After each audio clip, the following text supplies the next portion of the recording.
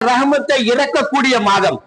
இப்படி ரமலானுக்கு சிறப்புகளை பொதிந்த ரமலான். இவ்வளவு சிறப்புகள் இன்னும் சொல்லிக்கொண்டே போகலாம். எண்ணற்ற சிறப்புகளை பொதிந்த ரமலானை நாம் எவ்வளவு ஆர்வத்தோடு எவ்வளவு மகிழ்ச்சியோடு வரவேற்க வேண்டும், எவ்வளவு ஆர்வத்தோடு எவ்வளவு மகிழ்ச்சியோடு வரவேற்க வேண்டும். ஏனென்று சொன்னால் நபிகள் கோமான் ஸல்லல்லாஹு அலைஹி வஸல்லம் அவர்கள் சொல்லி காட்டுகின்றார்கள்.